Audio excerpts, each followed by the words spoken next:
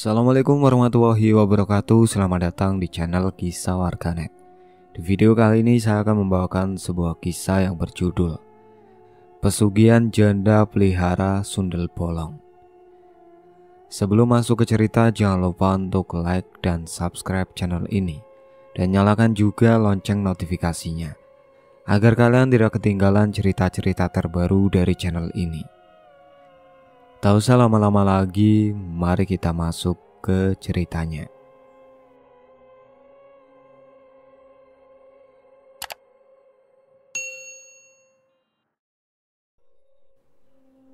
Bu Marni, janda kaya di kampung Pucung, diduga memelihara makhluk sundel bolong. Lelaki-lelaki muda yang berurusan dengannya ditemukan meninggal misterius. Kirman, seorang pemuda desa yang baru pulang merantau, perlahan terseret ke dalam jebakan maut ini. Mbak Sarwi dan Kang Udin mereka mencoba membongkar pesugihan tersebut sebelum seluruh kampung menjadi korban. Namun memutus ikatan dengan dunia gaib tidak pernah semudah membalik telapak tangan. Matahari belum benar-benar tenggelam, tapi kampung Pucung sudah diselimuti kabut tipis yang turun dari lereng gunung. Udara dingin menusuk kulit. Suara kodok bersautan dari sawah-sawah basah berpadu dengan kepakan sayap kelelawar yang mulai keluar mencari makan. Kampung ini kecil, terdiri dari tak lebih dari 100 kepala keluarga. Rumah-rumah berdinding anyaman bambu bertebaran tak beraturan, diapit hutan lebat dan sawah luas. Jalanan masih tanah merah, becek setiap kali hujan datang. Disinilah segala sesuatu yang tak terlihat dipercaya lebih nyata daripada yang kasat mata. Di tengah kampung, ada sebuah rumah besar satu-satunya bangunan bertembok batu. Rumah itu dulunya reot, ditinggal kosong bertahun-tahun setelah pemiliknya Bu Marni menghilang secara misterius. Tapi sekarang, rumah itu berdiri megah, cat putihnya bersih, pagar besi mengkilap, taman bunga bermekaran. Bu Marni wis balik rek, nggawa bondo akeh, gumam Kang Udin, tetua kampung, saat duduk di warung kopi milik Bu Mina. Matanya menyipit menatap rumah itu dari kejauhan. Nggawa apa Kang? Duit kertas, emas? Tanya Rian, pemuda berkulit sawo matang yang baru saja menyalakan rokok kretek. Entahlah, jawab Kang Udin sambil menyeruput kopi. Pokoknya mendadak sugih, ora umum. Di sudut warung, beberapa ibu-ibu mengobrol pelan, seolah takut didengar angin malam. Aku ndelok semalam ono bayangan putih lewat halaman rumah Bu Marni, bisik Bu Sarti sambil memegang lengan temannya. Makhluk halus ya Bu? Bu Sarti hanya mengangguk, mulutnya bergetar menahan ketakutan. Kirman yang baru kembali dari Jakarta setelah gagal merantau, mendengarkan semua obrolan itu dengan rasa heran. Ia tidak mengenal Bu Marni. Waktu kecil dulu katanya Bu Marni orang baik, janda muda yang gigih bertani. Tapi kenapa sekarang semua orang membicarakannya dengan rasa takut? Saat itu langit menggelap cepat. Awan hitam menggantung rendah, menambah suram suasana. Kamu hati-hati man, kata Kang Udin menepuk baunya. Kalau ditawari kerjaan di rumah itu, pikir-pikir 1000 kali. Kirman hanya tersenyum kecil. Kerjaan di kampung mana gampang Kang. Kalau ada kesempatan, ya saya ambil aja. Kang Udin menghela nafas panjang. Ia tahu di kampung ini rezeki dan petaka kadang datang dari pintu yang sama. Sementara itu di balik jendela rumah besar itu, Bu Marni berdiri diam, matanya tajam, menatap ke arah sekitar. Di belakangnya samar-samar terlihat sosok perempuan bergaun putih dengan rambut panjang menutupi separuh wajah dan tersenyum aneh. Malam semakin larut. Angin gunung meniupkan bau lembab tanah basah dan anjing-anjing kampung menggonggong ke arah rumah Bu Marni tanpa henti. Di warung Bu Mina lampu templok masih menyala remang, tapi pembicaraan tentang Bu Marni perlahan padam, digantikan rasa takut yang merayap di hati setiap orang.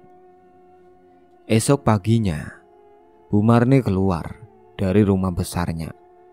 Ia mengenakan kebaya coklat muda dengan selendang sutra yang melilit anggun di bahunya. Kulitnya bersih seakan tak pernah tersentuh panas matahari. Wajahnya putih pucat, seakan dilapisi bedak dingin dengan senyum kecil yang aneh. Terlihat ramah tapi membuat bulu kuduk merinding. Para warga yang sedang lewat seperti Pak Darso dan Buyem spontan menundukkan kepala saat berpapasan. "Selamat pagi Bu Marni," sapa Pak Darso.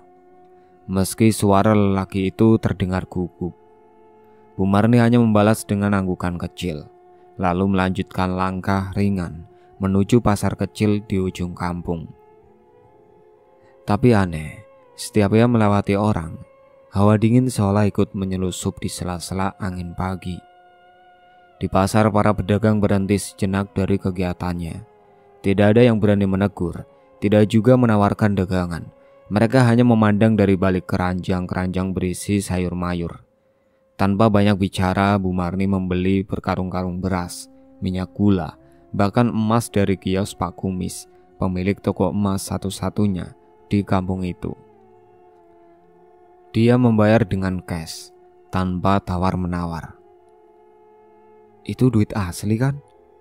bisik Pak Kumis pada anak buahnya setelah Bu Marni pergi, memandang tumpukan uang lembaran merah dengan mata khawatir. Sementara itu di balai desa, Pak Lurah Jatmiko mengumpulkan perangkat desa. Wajahnya kusut, kepalanya digaruk-garuk gelisah. "Saya mau tanya, ada yang tahu sebenarnya Bu Marni itu dari mana dapat duit sebanyak itu?" Semua orang saling pandang, tapi tak ada yang berani bicara. Kampung ini kecil. Kalau ada yang mendadak sugih tanpa sebab, biasanya Pak Lurah membiarkan kalimatnya menggantung penuh arti.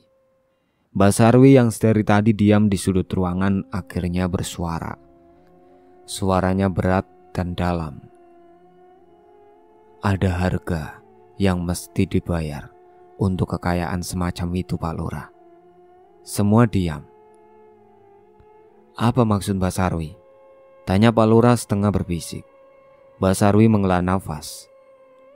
"Saya ndak enak ngomongnya, tapi dulu sebelum pergi, Bu Marni sering kelihatan membawa bunga kenanga, dupa, dan kendi air ke hutan di belakang Gunung Gamping." Gunung Gamping, semua warga tahu, tempat itu dikeramatkan. Banyak cerita tentang makhluk-makhluk goib penunggu sana. "Kalau dugaan saya benar," lanjut Mbak Sarwi lirih, "Bu Marni sudah tidak sekedar minta rezeki biasa. Ia mungkin pelihara sesuatu." Keringat dingin mulai membasahi pelipis Pak Lurah Jatmiko. Sementara itu, di rumah besar yang sepi, Bu Marni duduk di kursi kayu jati di ruang tamunya. Di depannya ada sebuah cermin besar, tua, binggainya berukir kepala ular dan bunga melati. Perlahan ia mengolesi cermin itu dengan air kembang 7 rupa. Dan dari balik cermin itu samar-samar muncul bayangan perempuan berambut panjang, mengenakan kebaya robek, tersenyum dengan lubang menganga di punggungnya. "Sabar, Nduk," bisik Bu Marni. Suaranya gemetar seperti menahan rasa haru. "Sebentar lagi ada yang baru datang untukmu." Di luar sana di warung kopi, Kirman yang belum tahu apa-apa mengunyah pisang goreng dengan santai sambil bertanya ke Rian. Katanya Bu Marni nyari tukang kebun ya?" Rian mengangguk. Matanya penuh keraguan. "Iya, tapi orang sini takut semua, Man." Kirman tertawa kecil, tidak menganggap serius. "Kerja itu rezeki, bro. Takdir mah urusan belakang." Namun di kejauhan, angin membawa suara yang aneh, seperti suara perempuan tertawa cekikikan di tengah terik siang bolong. Warung kopi Bumina siang itu ramai, tapi suaranya tak seramai biasanya. Orang-orang berbicara pelan, seolah takut didengar sesuatu yang tak kasat mata. Kirman duduk di sudut, menyeruput kopi hitam sambil mendengarkan obrolan tanpa sengaja. Pak Juri semalam dengar suara ketawa dari arah rumah Bu Marni. Bisik Buyem, matanya lebar. Ketawa? Tengah malam? Sahut Bumina, meletakkan piring berisi gorengan di meja. Iya, katanya kayak suara perempuan. Kecil, cekikikan. Tapi pas diliatin, sepi. Cuma kabut tebal aja. Sambung Buyem, suaranya makin mengecil. Di meja lain Kang Udin mengobrol serius dengan Pak Karto, tukang kayu kampung. Aku kemarin lewat depan rumah Bu Marni. Lihat ada perempuan berdiri dekat pagar, rambutnya panjang, nutupin muka. Ujar Kang Udin nadanya berat. Perempuan? Siapa? Tanya Pak Karto. Nggak tahu, tapi aneh. Pas aku panggil, hilang begitu saja, kayak asap. Pak Karto menghela nafas panjang. Ini nggak beres, Kang. Dulu Mbak Warto pernah bilang kalau ada orang yang hilang bertahun-tahun, balik-balik Sugi mendadak, mesti ada syaratnya. Mereka berdua terdiam. Pandangan mereka diam-diam melirik ke arah Kirman. Kirman yang mendengar sepintas hanya tersenyum kecut. Di pikirannya semua itu hanya bualan kampung, cerita-cerita mistis untuk menakut-nakuti orang supaya tunduk sama adat. Aku butuh kerja, gumamnya dalam hati. Masa takut hantu? Sore harinya, Bu Marni datang ke warung. Langkahnya ringan, kebaya merah darahnya bergoyang pelan diterpa angin. Suasana warung seketika membeku. Semua orang pura-pura sibuk dengan gelas atau piring di depan mereka. Bu Marni melirik sekilas ke arah Kirman, lalu berjalan mendekat. Duduk hanya berjarak 1 meja darinya. Kamu Kirman ya? Suaranya lembut, tapi ada sesuatu di balik kelembutan itu. Sesuatu yang membuat bulu kuduk meremang. Iya Bu, jawab Kirman sopan. Aku dengar kamu baru pulang dari rantau. Sudah ada kerjaan? Kirman menggeleng. Belum Bu. Mau kerja di rumahku, jadi tukang kebun saja, nyiram bunga, bersihin halaman. Gajinya lumayan, dikasih makan juga. Tawar Bu Marni tersenyum. Beberapa pasang mata di warung memandang Kirman penuh rasa cemas. Kang Udin bahkan menggeleng pelan, memberi isyarat agar Kirman menolak. Tapi Kirman yang sudah merasa lelah dengan kemiskinan, hanya melihat peluang di depan matanya. Kalau Bu Marni berkenan, saya mau Bu, jawabnya sambil tersenyum. Bu Marni mengangguk. Besok pagi datang saja, aku tunggu. Setelah itu, Bu Marni bangkit dan pergi, meninggalkan bau wangi melati yang aneh menusuk hidung. Malam itu kampung Pucung lebih sunyi dari biasanya. Anjing-anjing menggonggong ke arah rumah Bu Marni. Kucing-kucing kabur melompat ke atap. Di tengah malam, angin membawa suara cekikikan kecil, samar, seperti suara perempuan main-main. Dan di dalam mimpinya Kirman melihat sesuatu. Seorang perempuan cantik bergaun putih dengan rambut panjang menutupi wajah, mengajaknya menari di bawah pohon beringin. Kirman menari, tertawa. Perempuan itu mendekat, senyumnya manis. Tapi saat ia mengangkat wajah perempuan itu, ia melihat sesuatu yang membuat darahnya membeku. Punggung perempuan itu bolong, menganga. Dari lubang itu mengalir darah hitam kental, berbau busuk, menetes ke tanah. Kirman terbangun dengan nafas terengah-engah. Di kamarnya yang gelap di sudut jendela, ia merasa ada sesuatu yang mengintip. Matanya mencari-cari, tidak ada siapa-siapa. Pagi itu kabut tipis masih mengambang di jalan tanah merah kampung Pucung. Embun membasahi lalang di tepi jalan. Udara dingin menggigit tulang. Tapi Kirman melangkah menatap menuju rumah besar di ujung kampung, yaitu rumah Bu Marni. Pagar besi berwarna hitam berdiri kokoh di depannya. Ada ukiran aneh di pilar-pilar pagar, semacam simbol bunga, tapi sekilas seperti wajah manusia yang sedang menangis. Kirman mengetuk pelan. Ceklek. Pintu pagar membuka sendiri. Tak ada yang menyambut.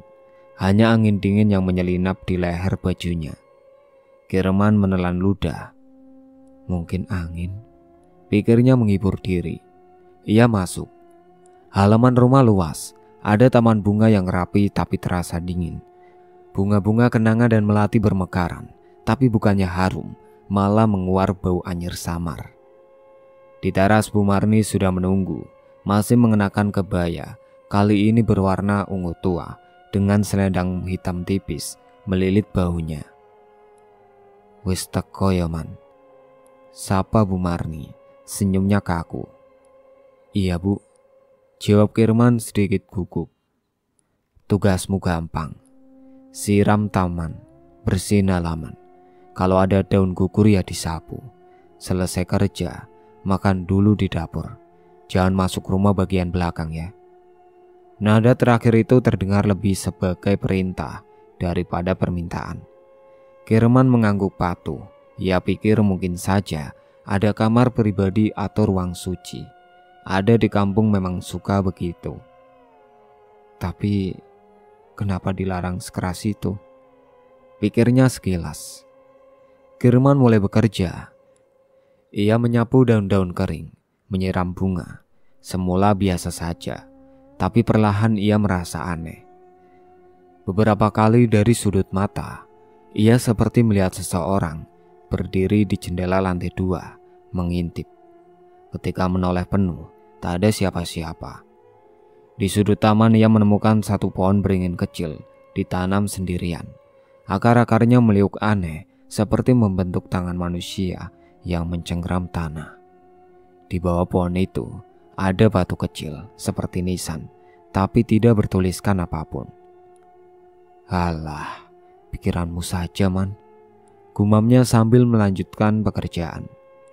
Menjelang sore, Bu Marni menyuruh Kirman makan di dapur. Dapurnya luas, bersih, dengan meja kayu besar di tengah. Ada piring berisi nasi hangat, sayur lodeh, dan ayam goreng. Kirman makan dengan lahap. Tapi saat hendak mengambil sendok kedua, matanya tanpa sengaja melihat sesuatu dari sudut dapur. Sebuah pintu kecil. Pintu itu sedikit terbuka. Dari celahnya terlihat tangga turun ke bawah, seperti menuju ruang bawah tanah. Sekilas, Kirman merasa melihat bayangan putih melintas cepat di balik pintu. Dek. Ia membeku. Sendok jatuh ke lantai. Suaranya keras membelah keningan. Kirman? Suara Bu Marni dari ruang depan terdengar lebih seperti perintah keras. Kirman buru-buru menutup pintu kecil itu dan kembali ke meja makan, pura-pura tenang. Jangan pernah buka pintu itu, kata Bu Marni tiba-tiba dari ambang pintu dapur. Matanya menatap tajam, senyum ramahnya sudah hilang tak kemana. Kirman menunduk dalam-dalam. Iya Bu, maaf. Bu Marni tersenyum tipis. Bagus. Malam harinya setelah pulang kerja, Kirman berjalan melewati gang kecil menuju rumahnya. Kabut turun lebih cepat dari itu. Udara makin dingin. Saat melewati lapangan kosong, ia mendengar suara tawa cekikikan. Kirman menoleh, tak ada siapa-siapa. Tapi begitu ia melangkah lagi, sudut matanya ia melihat bayangan perempuan berbaju putih berdiri di bawah pohon pisang. Rambut panjang, gaun putih berkibar ditiup angin, muka tak terlihat. Kirman memejamkan mata kuat-kuat. Saat membuka lagi, sosok itu hilang.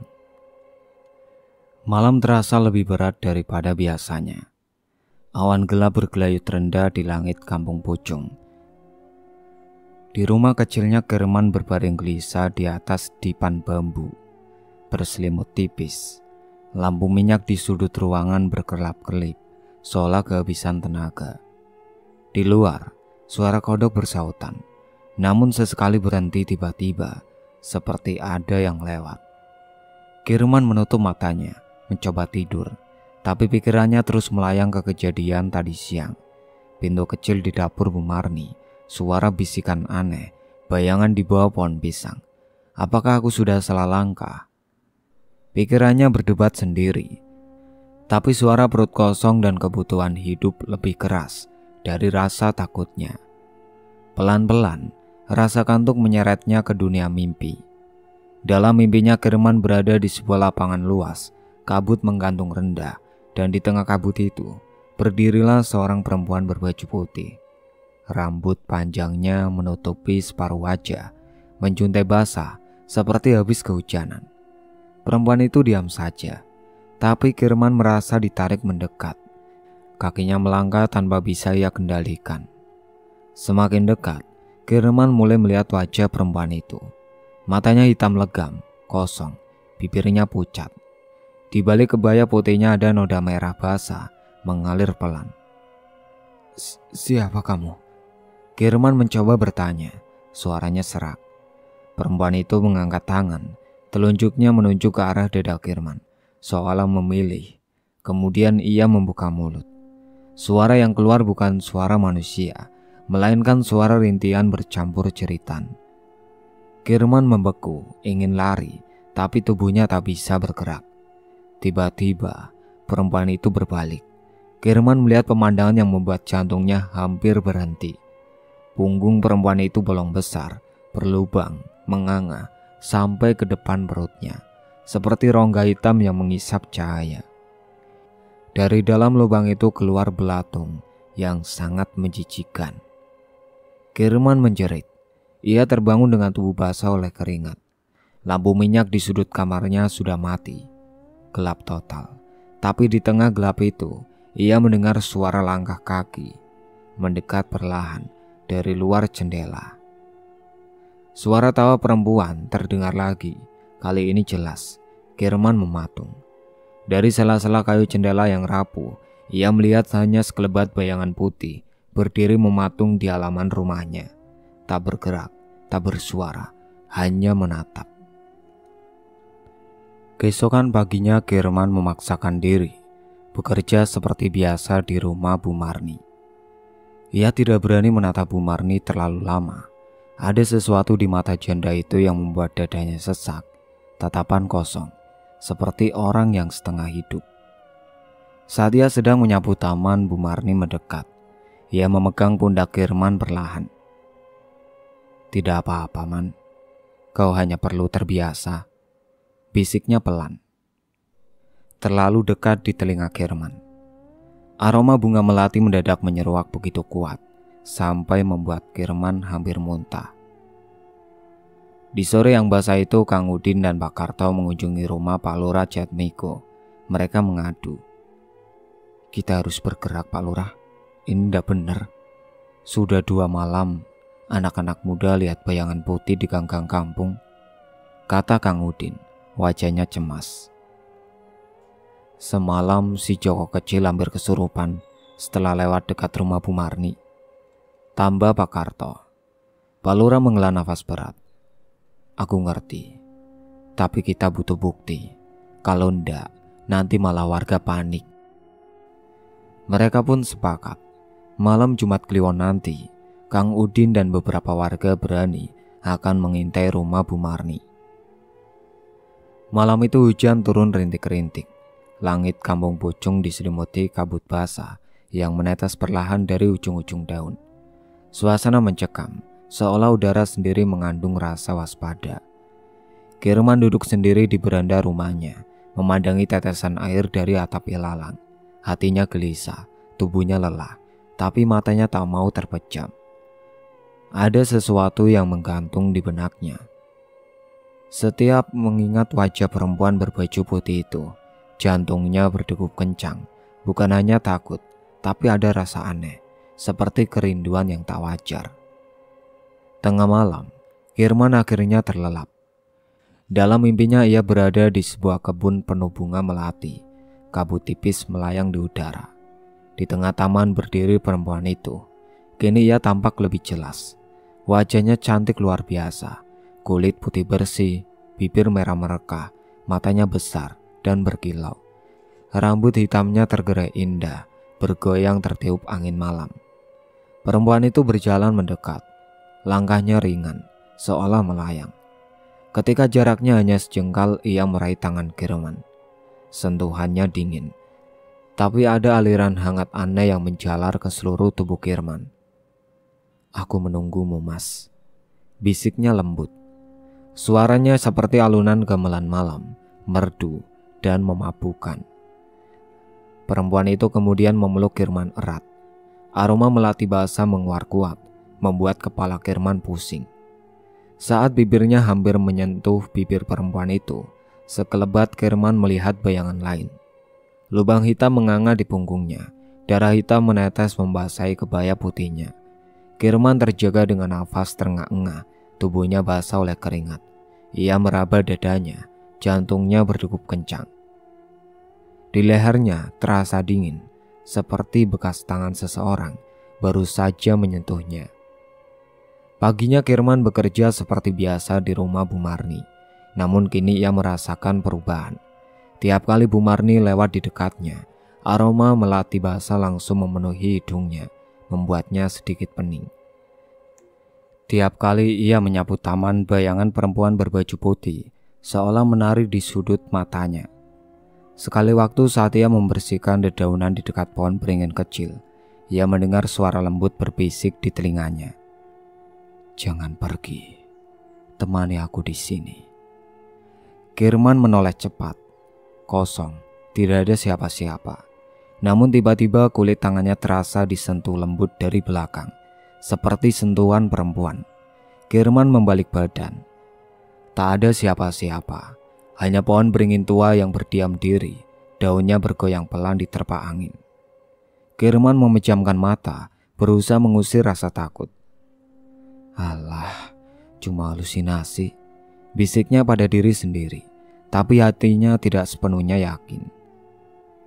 Sore itu Bu Marni memanggilnya ke teras. "Kirman," katanya sambil menyajikan teh manis hangat. "Kamu kerasan kerja di sini?" Kirman mengangguk kaku. "Alhamdulillah, Bu." Bu Marni tersenyum, matanya menatap Kirman dalam-dalam. Ada sesuatu di balik tatapan itu. "Kamu tahu, kalau kamu setia, aku bisa memberimu lebih dari sekedar gaji," kata Bu Marni pelan. Kirman menelan ludah. "Lebih bagaimana, Bu?" Bu Marni tidak langsung menjawab. Ia hanya tersenyum tipis, lalu beranjak masuk ke dalam rumah. Tinggallah Kirman di teras dengan dada berdegup tak karuan. Malamnya Kirman kembali bermimpi. Kali ini ia duduk di sebuah ranjang besar berkelambu putih. Perempuan bergaun putih itu duduk di sampingnya, tersenyum menggoda. Perlahan ia membuka kebaya putihnya, memperlihatkan kulit pucat berkilau di bawah cahaya redup. "Ayo Mas, aku hanya untukmu," bisiknya. Tapi ketika Kirman mendekat, pemandangan mengerikan terkuak. Muncul belatung yang sangat banyak dan menjijikan. Kirman berteriak dan terbangun, mendapati bajunya basah oleh peluk. Di pojok kamar sesosok bayangan putih berdiri membelakanginya, menghilang perlahan ke dalam tembok.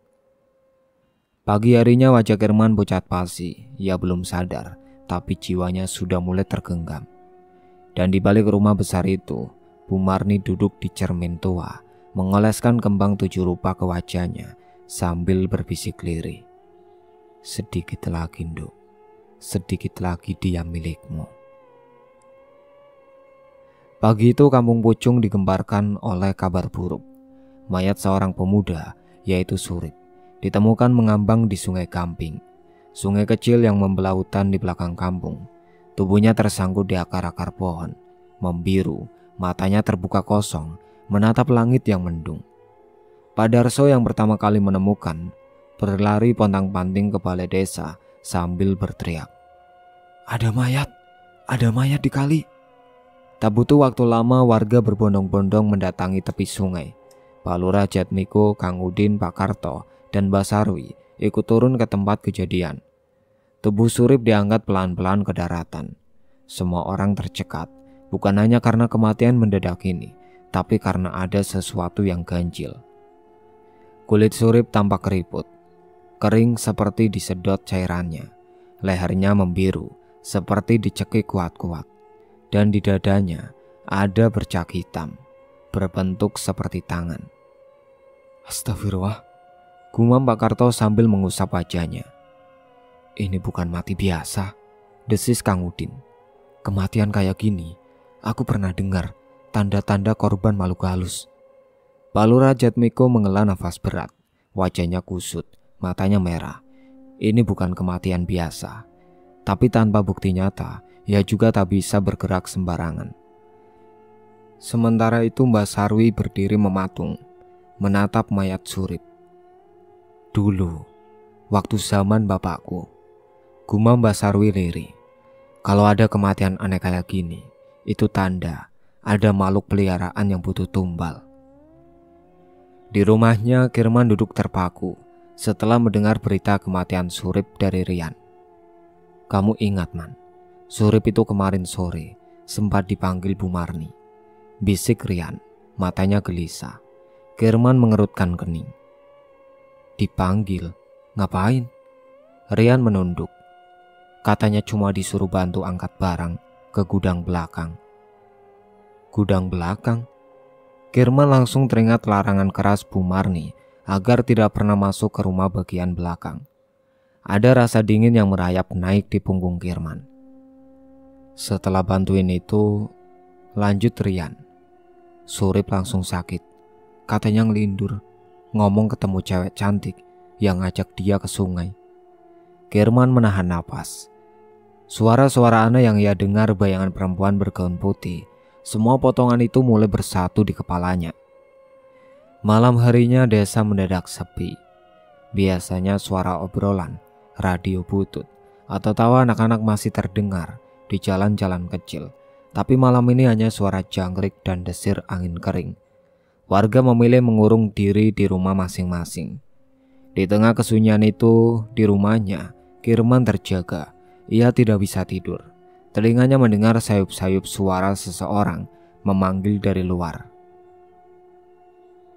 Kirman, Kirman, ikut aku. Suara perempuan, lembut, menggoda, seolah-olah suara kekasih yang memanggil dari mimpi. Kirman merinding. Ia memejamkan mata erat-erat, menahan dirinya untuk tidak menoleh ke jendela. Tapi rasa penasaran membunuh ketakutannya. Perlahan ia melirik ke arah jendela, dan di balik kaca buram, di bawah cahaya bulan yang redup, berdiri sosok perempuan bergaun putih, rambut panjang menutupi wajah. Satu tangannya melambai pelan, mengajak Kirman keluar. Dari lubang besar di punggungnya, mengalir darah hitam yang menetes, menodai tanah. Di rumah Bu Marni. Bu Marni duduk bersila di depan cermin tua, rambutnya terurai, matanya terpejam. Di hadapannya asap dupa mengepul, membawa bau melati busuk yang makin tajam. Dengan suara berbisik, Bu Marni berkata, "Sudah satu tumbal, Nduk. Sebentar lagi, yang kau incar juga akan jadi milikmu." Di cermin, pantulan sundel bolong itu tersenyum puas. Kabar tentang kematian Surip belum sepenuhnya reda, tapi Bu Marni bertindak seolah dunia baik-baik saja. Suatu siang yang panas, Bu Marni mengundang beberapa ibu-ibu kampung ke rumah besarnya. Lewat mulut-mulut manis itu, rencana baru mulai bergerak. "Aku kepikiran," kata Bu Marni sambil menuangkan teh manis ke cangkir-cangkir tamunya. "Anak-anak muda di kampung ini banyak yang bujang. Sayangkan kalau mereka tidak segera nikah." Bu Sarti, Bu Yem, dan Bu Mina mengangguk-angguk, walau dalam hati mereka merasa aneh. "Tapi mau gimana, Bu? Wong kerjaan aja susah. Mana ada perempuan mau sama pemuda kere?" Celetuk Bu Mina sambil tersipu. Bu Marni tersenyum. "Aku bantu. Aku carikan jodohnya. Aku kasih hadiah kalau ada yang cocok." Hadiah. Kata itu berputar-putar di kepala para ibu-ibu. Di kampung kecil seperti Pucung, uang 500.000 saja bisa menghidupi keluarga seminggu penuh. Maka mulailah siang itu, bisik-bisik berubah menjadi perburuan pasangan. Bu Marni menjadi mak comblang dadakan. Sementara itu di balai desa, Pak Lurah Jatmiko dipusingkan laporan warga. Pak Lurah, kita ndak bisa diem aja. Ini kampung kita jangan sampai ada korban lagi, kata Kang Udin dengan nada tinggi. Betul Pak, sambung Pak Karto. Mayat Surip itu bukti cukup. Belum lagi anak-anak muda yang mulai ngelindur, teriak-teriak ketakutan tiap malam. Pak Lurah mengangguk berat. Ia tahu, tindakan harus diambil. Tapi melawan Bu Marni bukan hal sepele. Ada sesuatu yang sangat mengerikan melingkupi rumah itu. Kirman sendiri mulai merasa aneh dengan perlakuan orang-orang. Tiap pagi ada saja ibu-ibu yang tiba-tiba mengenalkan gadis-gadis kampung padanya. Ini Man, kenalin, ini Siti, pintar masak loh, kata Buyem sambil mendorong gadis pemalu ke hadapannya. Besoknya Bu Mina datang lagi, membawa keponakan jauhnya. Ini Man, anaknya pintar ngaji, cocok buat istri. Kirman bingung. Seumur hidupnya tak pernah ada yang seantusias ini mencarikannya jodoh. Kenapa sekarang semua orang berlomba-lomba? Hanya Rian, sahabatnya, yang masih berani bicara jujur. Hati-hati Man, bisik Rian suatu malam saat mereka nongkrong di pos ronda. Aku ndak yakin ini niat baik. Kirman hanya tersenyum tipis. Dalam hatinya dia tahu sesuatu memang berubah. Mimpi buruknya makin sering. Bayangan perempuan bergaun putih itu kini bahkan muncul di siang hari. Sekilas di kaca jendela, di balik semak di pantulan air. Sementara itu di rumah besar itu Bu Marni duduk di ruang tamu, menatap cermin besar tua yang selalu menemaninya. Dalam cermin itu Sundel Bolong tersenyum lebar, senyum puas. Sedikit lagi Nduk, dia akan tunduk sepenuhnya. Bu Marni tersenyum tipis, membelai bingkai cermin.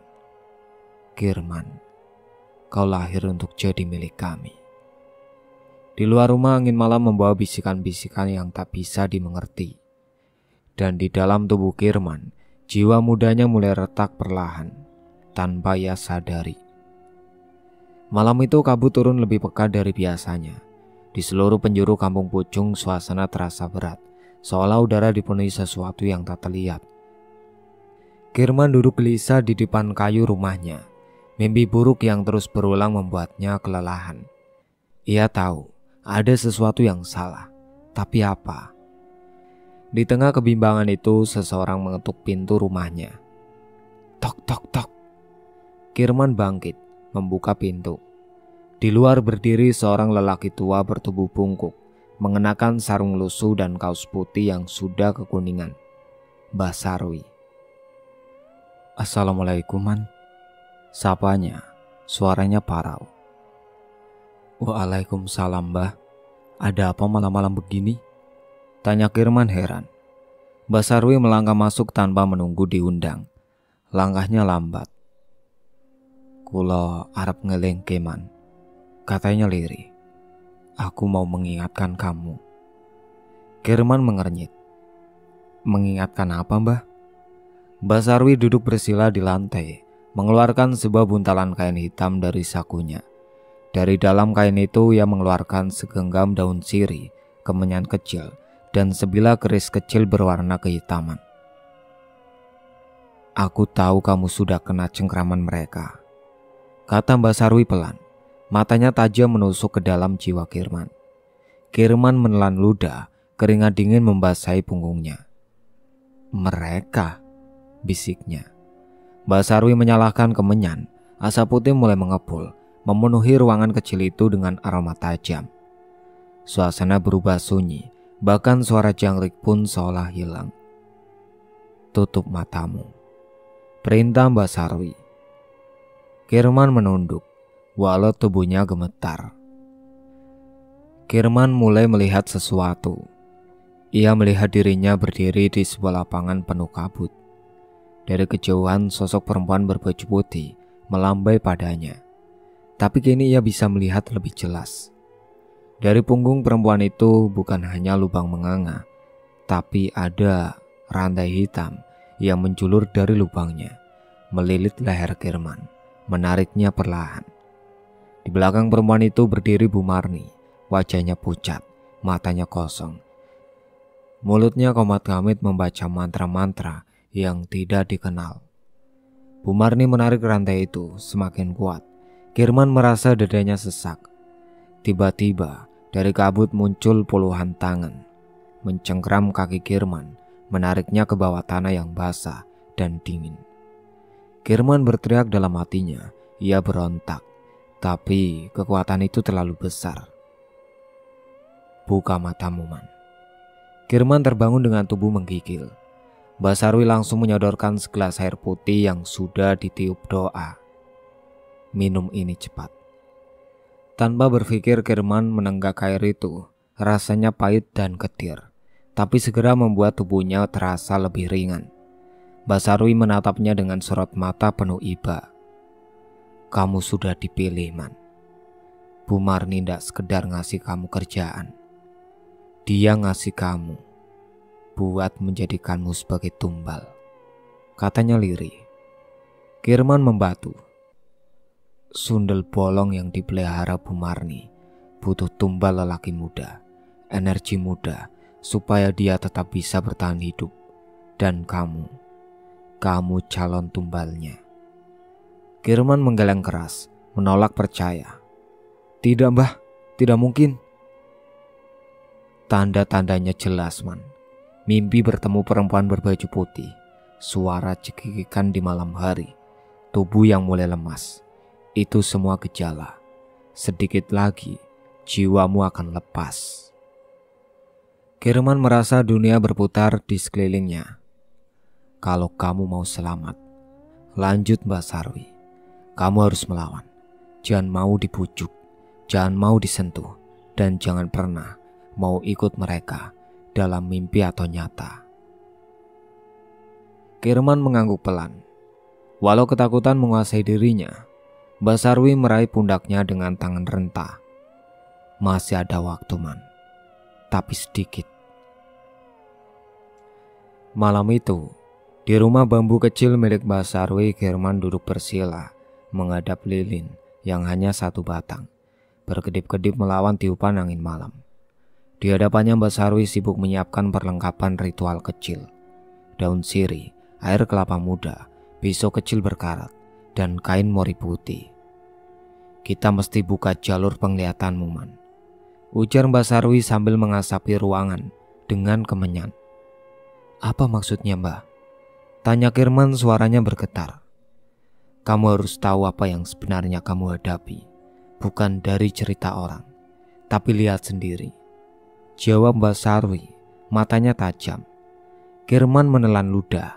Ia tahu tidak ada jalan mundur lagi. Setelah membaca doa-doa tua dalam bahasa Jawa halus, Mbak Sarwi mengambil pisau kecil itu. Maaf, Man, ini harus ada luka, katanya. Kirman hanya mengangguk. Dengan cepat Mbak Sarwi menggores jari Kirman, mengeluarkan setetes darah, dan meneteskannya ke mangkuk air kelapa muda. Air itu mendadak beriak, seolah ada sesuatu yang bergerak di dalamnya. Taruh tanganmu di atas mangkuk ini, perintah Mbak Sarwi. Kirman menurut.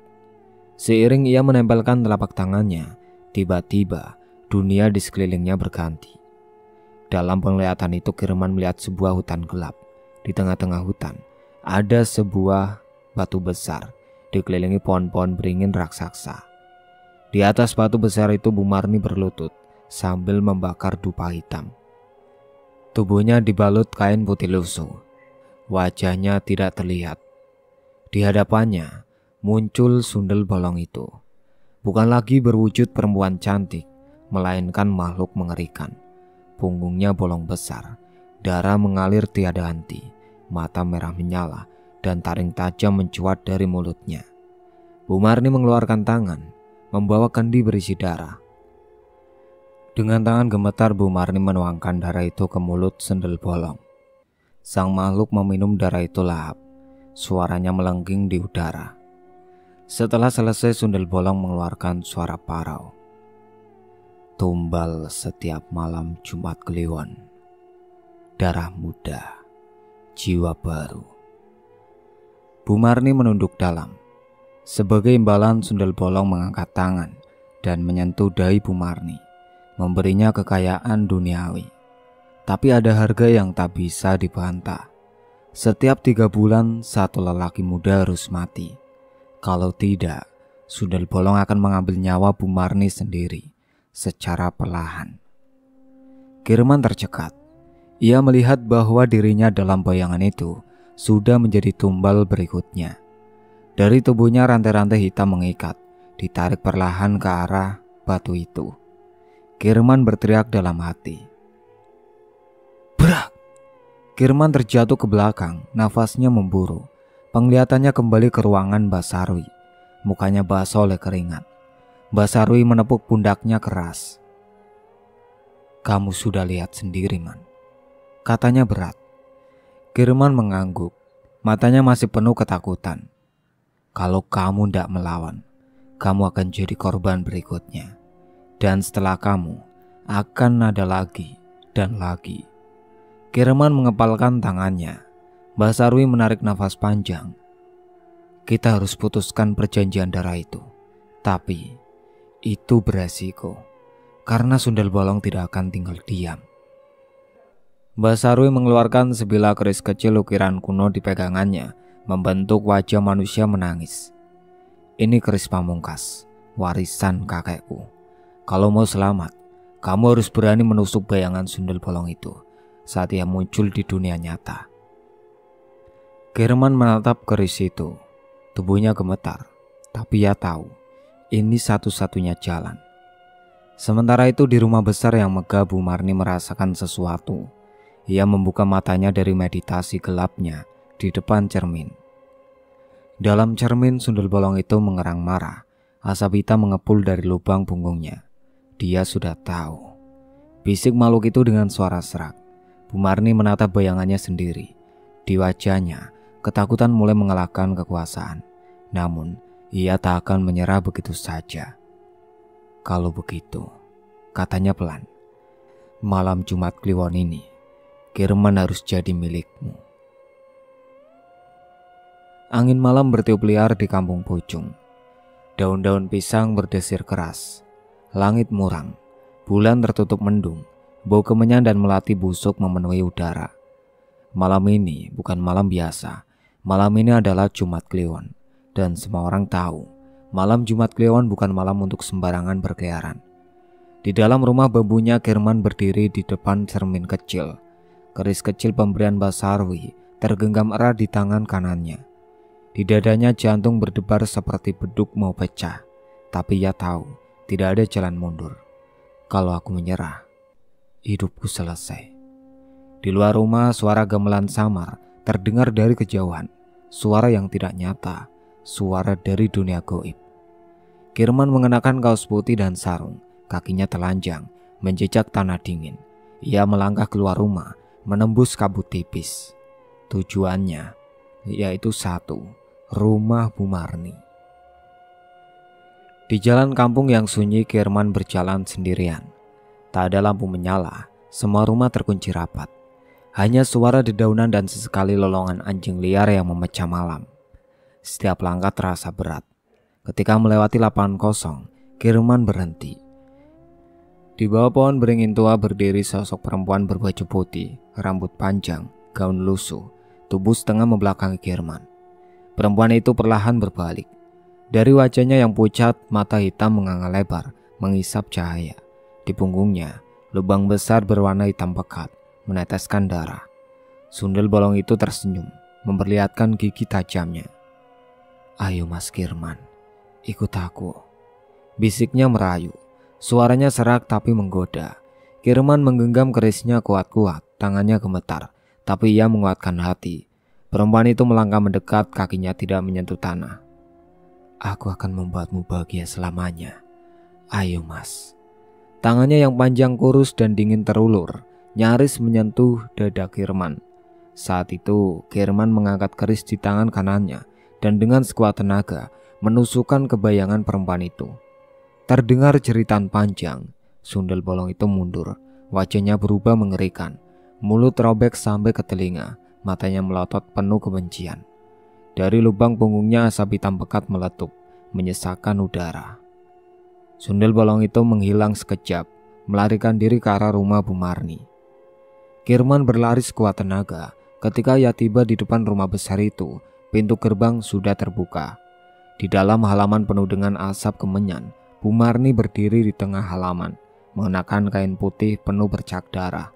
Matanya merah, rambutnya terurai berantakan. Di hadapannya, cermin besar tua itu bergetar hebat, seolah ada makhluk yang meronta dari baliknya. "Kenapa kau menolak pemberianku, Kirman?" teriak Bu Marni dengan suara yang bukan lagi suara manusia, parau dan bergema. Kirman melangkah maju, meski kakinya berat. "Kamu dipilih. Sundel bolong memberimu kehormatan. Kau harus menyerahkan diri," teriak Bu Marni lagi. Tiba-tiba, sundel bolong itu muncul lagi. Kini tubuhnya lebih menyeramkan. Darah mengucur deras dari punggung bolongnya. Wajahnya separuh membusuk. Makhluk itu melompat ke arah Kirman. Dengan teriakan keras, Kirman kembali mengangkat keris pamungkasnya. "Aku tidak mau jadi budak kalian." Keris itu menusuk tepat ke dada sundel bolong. Jeritan mengerikan mengguncang rumah itu. Cermin besar retak, bergetar, lalu meledak berkeping-keping. Api goib berkobar dari lantai, membakar tempat sesajen dan dupa. Bu Marni menjerit keras, tubuhnya berguling di tanah, wajahnya perlahan berubah, kulitnya mengelupas, matanya kosong. Ampun, ampun." Tapi suara itu memudar, bersama tubuhnya yang terbakar api tak kasat mata. Dalam hitungan detik, hanya tersisa abu hitam di tempat Bu Marni berdiri. Sundel bolong itu menjerit terakhir kali. Tubuhnya meledak menjadi kabut hitam yang langsung tersapu angin. Dan sunyi, hening yang menusuk. Kirman jatuh terduduk di tanah. Nafasnya terengah-engah. Di sekelilingnya api kecil perlahan padam, menyisakan halaman yang berantakan. Bau melati yang selama ini memenuhi rumah itu hilang, diganti bau tanah basah dan asap kayu terbakar. Beberapa warga termasuk Kang Udin dan Pak Karto datang berlari setelah mendengar suara ledakan. Mereka membatu melihat pemandangan itu. Pak Lurah Jatmiko menyilangkan tangan di dada, matanya berkaca-kaca. Pagi pertama setelah malam Jumat Kliwon itu, kabut yang biasanya berat dan melekat di tanah pagi ini menghilang. Langit cerah, angin bertiup ringan, membawa aroma daun basah yang segar. Di halaman rumah besar Bu Marni hanya tersisa puing-puing hitam. Tak ada satupun warga yang berani menyentuhnya. Semua membiarkan reruntuhan itu menjadi saksi bisu dari apa yang telah terjadi. Kirman duduk di tepi sungai, menatap air yang mengalir tenang. Tubuhnya masih terasa berat. Di genggaman tangannya, keris kecil pemberian Mbak Sarwi sudah berupa kusam. Bilahnya retak, seperti telah mengorbankan seluruh tenaganya. Mbak Sarwi datang perlahan, membawa 2 gelas kopi hitam. Mereka duduk bersebelahan, diam, tak perlu kata-kata, karena ada luka-luka yang lebih nyaman disimpan dalam keheningan. Setelah lama diam, Kirman akhirnya berkata, suaranya pelan. "Kenapa saya, Mbak? Kenapa harus saya yang dipilih?" Mbak Sarwi menghela nafas panjang dan lalu berucap, "Karena kamu bersiman, karena kamu orang yang masih punya nurani, dan itu yang paling dibenci makhluk-makhluk goib." Kirman tersenyum pahit. Nurani, sesuatu yang hampir saja ia jual hanya demi rasa nyaman sesaat. Hari-hari berikutnya warga bergotong royong membersihkan bekas rumah Bu Marni. Pak Lurah Jatmiko memimpin doa bersama, memohon ampun dan keselamatan dari Yang Maha Kuasa. Kang Udin kembali membuka warung kopi kecilnya. Bu Yem dan Bu Mina mulai lagi berjualan sayur keliling kampung. Namun tidak semua kembali seperti dulu. Kirman sendiri memilih untuk hidup lebih sederhana. Ia meninggalkan rumah lamanya, pindah ke pinggir kampung, dekat sawah luas. Setiap hari ia bertani kecil-kecilan, menanam jagung dan padi. Ia tak lagi mengejar kekayaan. Karena ia tahu, ada harga yang terlalu mahal untuk dibayar jika haus akan dunia.